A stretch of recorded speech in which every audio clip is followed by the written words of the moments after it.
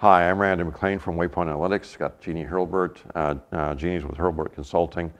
She's one of our valuable partners, does a lot of work in our client accounts surrounding customers, concierge level customer service, and that has an impact on sales and on marketing. And so within the context of what you're doing and what we're doing, we've been taking a hard look at segmentation this year. All right, so when you talk about segmentation, are you talking, when I look at this with most companies, they're segmenting by demographics if they're B2B or firmographics if they're B2C. Is that what you're talking about? Yeah, and that's where most people are, because frankly, if you're going to segment the market, and you know, segmentation is a marketing, it's a sales trick.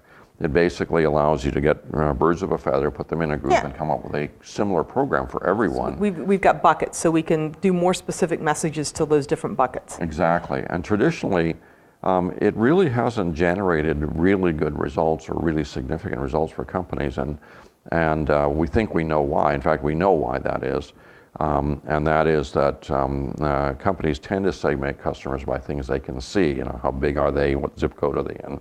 You know, what industry do they service? That kind of thing.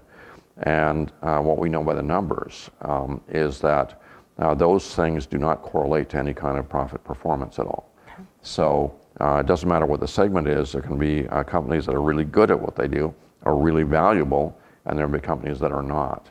And so there's no real differentiation between the segments, and so that kind of defeats the purpose of segmentation. Sure. So what we've done is we've gone into the numbers and taken a deep look at customers, and we segment them not by demographics, but by performance and profit values. Oh, wow. And so that means when we look at certain segments that we've developed, we have accounts that no matter what industry they're in or what zip code they're in, no matter what size they are, whatever the demographic measure could be, they really are more or less efficient in what they do. They are more or less valuable to your company than other groups. So what you're saying is really important, because in essence what we've been doing in the past is taking things like demographics and firmographics, depending upon your B2B or B2C, and we've been using those as markers, and what you're saying is the underlying dimension, we can measure the underlying thing that we really care about, which is performance, directly, instead of trying to use surrogates that aren't that good. Well, and that's, and to put a refinement on it, we have partners that actually do work that correlate our profit value categories with different kinds of firmographics that help identify the markers of companies that are likely to be in the bucket. Cool. And I think that's very valuable work, especially when you're trying to gain new accounts. But to figure out which accounts belong in those buckets in the first place, so you can find out what the common markers are, you really have to use a profit value approach. Okay. So you're not throwing the baby out with the bathwater. You're not getting rid of the markers, but you're tying the markers down to the things that matter. Exactly. Okay. And so we've identified 6 specific segments which really matter, and those segments are the high leverage accounts, the high efficiency accounts, the high potential accounts, the profit drain accounts, and then the money making small accounts and the money losing small accounts. Okay, so let's talk about can you just kind of give us an idea quickly of what those segments, when you start talking about high leverage and high efficiency, you're going to pique people's interest fast. Well, so what are those accounts? Yeah, okay, so that's a good question. And so when we look at the high leverage accounts, these are companies that do a very good job of converting revenue into bottom line. So that big overall conversion every company is supposed to be doing.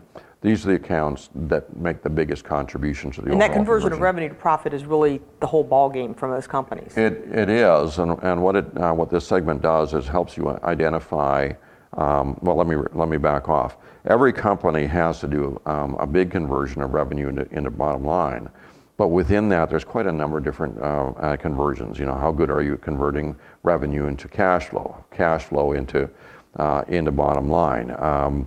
A unit delivery into cash flow. You know, there's all these conversions that go on internally, but they all contribute to this big conversion that is the purpose of the company, turning revenue into bottom line. So that high leverage accounts are the ones that basically have the whole ball of wax together. Okay.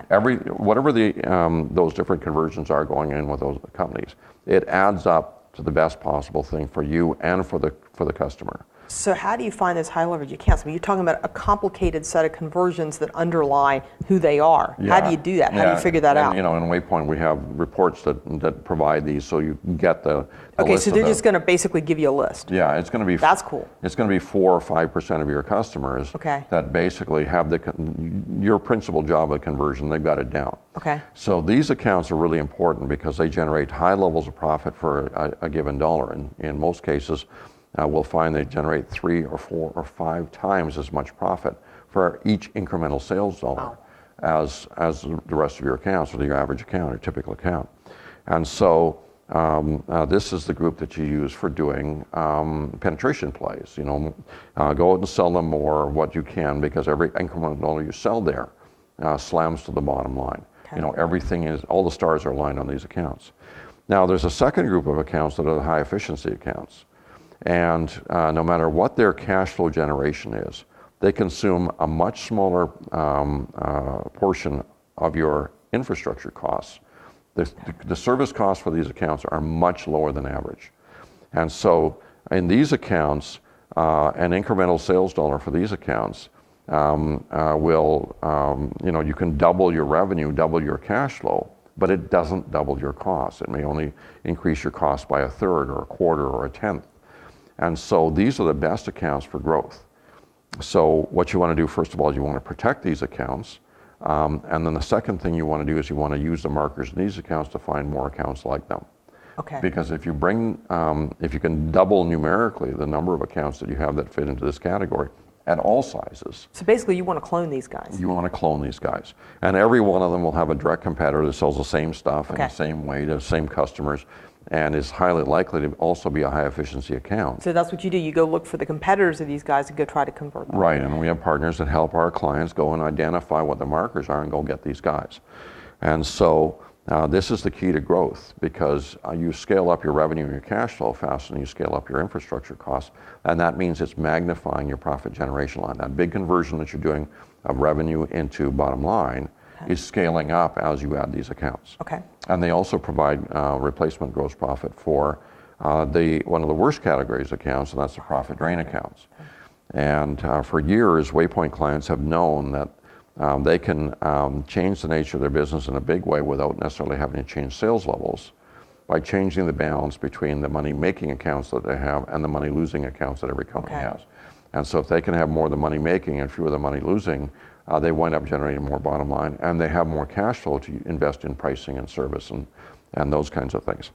And but you can't fire a customer. And people say, people are resistant to this thing. We've all been to conferences where some experts say, go fire. That's a silly idea. The customer acquisition costs are high, and what you'd like to do is reform the customer if you can. But there are customers saying, no, my business model depends on you losing money doing business with me effectively, and they're not going to change. Right. And so what you'd want to do is trade them off for another customer. So what you want to do is you look at the customer, he's generating $33,000 of cash flow for you, and a gross profit for you. If you just fire the customer, you've got $33,000 less operating capital. Right. And that's not a good thing. So what you want to do is find another high efficiency account that will bring in $33,000 for replacement cash flow. And if you bring that in, then you can go back to the customer and say, well, here's your new pricing, or here's your new terms, and we're not doing free delivery anymore because we can't afford it the way you're doing business. And if he says, well, I'll never darken your doorstep again, then you, under your breath, you can say, okay, make my day, because you already have that replacement cash flow. Right. So you wind up with a replacement customer that brings you the same cash flow, but doesn't consume as much of your resources. Right. And that means you can get another customer somewhere else without having to hire anybody else or have more shelf space or whatever it is that your costs are. Okay. So those profit drain accounts are an important group. And then the small accounts, the ones that produce below average cash flow, the money-making ones can be very profitable. And if you build a service model that's tailored to them, where you're not providing any services or consuming any resources where you don't need to, you're not doing trade credit and receivables and collections, you're not doing free deliveries, it's cash and carry business, that kind of thing, then you can really increase the profit in that category. and without hurting anything or anybody. And then the money losing small accounts, you need a different service model for them. And by the same token, if you're reducing your cost structure there, more of them become small money making accounts than being small money losing accounts. Okay, so it's the same model as the top, in essence, except you still want that trade going on, but you need a different mechanism to do it at the bottom than you have with the bigger accounts. Yeah, there's different tactics and strategies used with each of the 6 categories. Okay. And knowing who's in the category tells you what to do with whom, right, so that you optimize your bottom line. So these segments then become critical strategically, because once you understand these segments, you know what behavior you need to have, what actions you need to take to optimize each segment, which is going to ultimately optimize your profit. It's basically just the recipe for making a high-performance company. Okay, that's fine. And it's good because it ties in with things that people already do from a sales standpoint. There aren't new skills here. There's just new knowledge, right, and a more targeted application of the things that all companies know they need to do. That's fabulous. But when you have the right target zone for each one of these activities, you can make a magnificent difference. And this is how Waypoint clients get such impressive or almost unbelievable profit gains within the business they already have, is by redeploying their resources. And you've documented with your clients that this works. Oh yeah, absolutely. So this is how they get those 20% drop into the bottom line kinds of results. Yeah, these are why companies take Waypoint on and they make that investment and keep it going year after year after year. Fabulous. It's central to high performance company to have the right fabulous. information. That's fabulous. Okay, so thanks for taking some time to hear what I had to say about that this morning. Thank you. Thank you for also taking some time.